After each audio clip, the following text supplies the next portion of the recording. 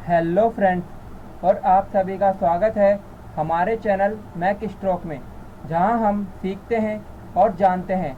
आज का हमारा टॉपिक है solving the problem of the buoyancy force. आज हम बॉयंसी फोर्स के ऊपर प्रॉब्लम्स को सॉल्व करेंगे। तो आज का हमारा क्वेश्चन है बॉयंसी इसरो 2006 का। A crane is used to lower weights into the sea. Sea water density equals to 1025 kilogram per meter cube. For an underwater construction project, what is the percentage reduction in the tension in the rope of the crane due to a rectangular 0.4 meter into 0.4 meter into 3 meter concrete block density equals to 2300 kilogram per meter cube when it is completely immersed in the water compared to the tension in the rope when it was suspended in air।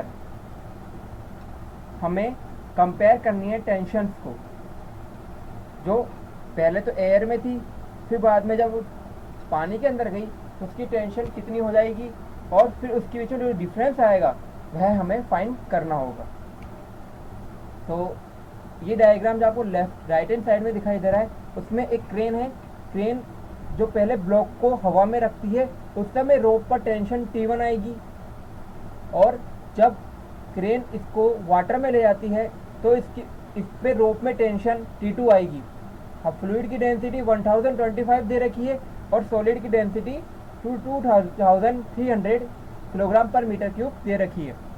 अब air के अंदर बात करेंगे तो air के अंदर block पर T1 tension ऊपर की ओर लगेगी।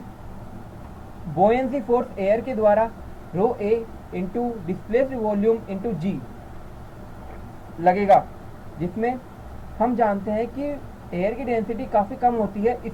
इस कारण हम इसे नेगलेक्ट कर देंगे, और इस ब्लॉक का वेट लगेगा rho s into volume of solid into g. ऐसे ही यदि जब फ्लूइड में ब्लॉक होगा तब ब्लॉक पर T2 टेंशन ऊपर की ओर लगेगी रोप में, और इसका फ्लूइड के द्वारा जो बॉयंसी फोर्स होगा वह होगा rho f into displaced volume into जी, और इसके द्वारा जो बॉडी है, बॉडी के द्वारा जो वेट होगा वह होगा rho F we s into जी। हम जानते हैं कि सबमर्ज्ड जो बॉडी होती है तो उसमें displaced volume equals to solid volume के होता है, तो इसको हम लिखेंगे वी से। तो T2 की वैल्यू यहाँ से फाइंड करेंगे तो कितनी आएगी, rho S minus rho f into we g. T1 की वैल्यू होगी rho s v s into g equal to rho s v g. हमने T1 और T2 की वैल्यू इस डायग्राम को बनाकर ही सॉल्व कर ली है। अकॉर्डिंग टू क्वेश्चन कि हमारे जो टेंशन्स में कितना डिक्रीमेंट होगा वह हम फाइंड कर लेंगे। तो पहले टेंशन एयर में थी T1, और जब वाटर में ले गए तो उसकी टेंशन हो गई T2, अर्थात टेंशन घट जाती है वाटर में ले जाने पर। तो टेंशन घट गई, उसके बाद हमें फाइंड करनी है टेंशन का डिफरेंस, और कितना डिक्रीमेंट परसेंटेज आया वह भी फाइंड करना है। तो T1 minus T2 upon T1 into 100 percentage decrement आ जाएगा। तो T1 माइनस T2 करने पर T1 माइनस T2 करेंगे तो रो एफ वी जी मिलेगा। तो इसकी वैल्यू यहाँ पुट करेंगे और T1 की वैल्यू पुट करेंगे तो rho f upon rho s into 100। तो रो एफ की वैल्यू 1025, रो एस की वैल्यू 2300। अब ओवरऑल सॉल्यूशन करने पर 45%, अर्थात 45% का डिक्रीमेंट आया टेंशन में। अब ऐसे ही हम क्वेश्चन नंबर 2 को सॉल्व करेंगे। क्वेश्चन नंबर 2 है हमारा, when weighed in air using a spring balance a body is 100 newton and when weighed in water the reading is 60 newton. Consider density of air to be 1.2 kilogram per metre cube, find out the density of body. इस question में हमें air की density दी हुई है। पहले वाले question में air की डेंसिटी नहीं दी हुई थी, इसलिए हमने उसे नेगलेक्ट कर दिया, लेकिन इस वाले क्वेश्चन में हम नेगलेक्ट नहीं करेंगे, हम एयर के द्वारा बॉयंसी फोर्स भी लेंगे। पहले एक स्प्रिंग बैलेंस सिस्टम था, वो एयर में था, और बाद में वह स्प्रिंग बैलेंस सिस्टम वाटर में गया।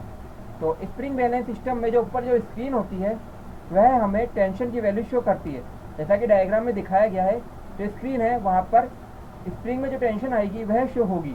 जब spring balance spring mass system air के अंदर था तो इस ब्लॉक के कारण जो टेंशन जनरेट होगी वह होगी 100, और जब वाटर में होगी, वाटर में जो स्प्रिंग में टेंशन आएगी वह होगी T2 इक्वल्स टू 60।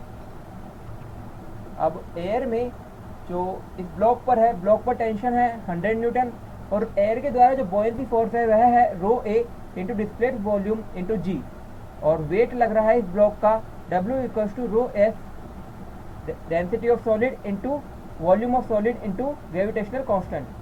वाटर में भी इसी ब्लॉक पर टेंशन ऊपर की ओर लगेगी T2 इक्वल्स टू 60 न्यूटन और ऊपर की ओर बॉयंसी फोर्स होगा rho W into v d into g. इस ब्लॉक का टोटल वेट होगा W equals to rho s v s into g. V d यहाँ पे डिस्प्लेस्ड वॉल्यूम है। अब यह भी पहले ब्लॉक एयर के अंदर सबमर्ज था, फिर सेकंड टाइम में वाटर के अंदर सबमर्ज हुआ। दोनों सबमर्ज कंडीशंस में डिस्प्लेस्ड वॉल्यूम सॉलिड के वॉल्यूम के इक्वल होगा, तो V S equals to V D equals to V होगा। तो अब इन्हीं इक्वेशन को सॉल्व करेंगे हम।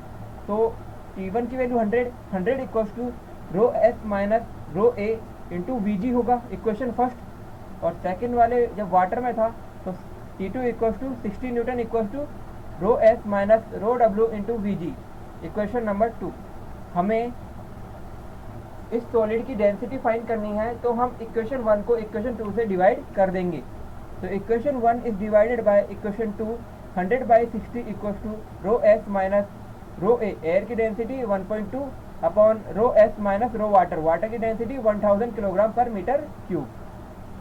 तो इसको क्रॉस मल्टीप्लिकेशन से सॉल्व करेंगे तो रो एस की वैल्यू आएगी 2498.2 किलोग्राम पर मीटर क्यूब। तो इस प्रकार हमने सॉलिड की डेंसिटी भी फाइंड कर ली और हमने बॉयंसी फोर्स कैसे फाइंड करते हैं यह भी देख लिया। तो फ्रेंड्स, आपको यह वीडियो कैसी लगी? यदि यह वीडियो काफ़ी हेल्पफुल रही हो तो मेरी इस वीडियो को लाइक करें और शेयर करें और मेरे चैनल को सब्सक्राइब भी करें। Thank you friends.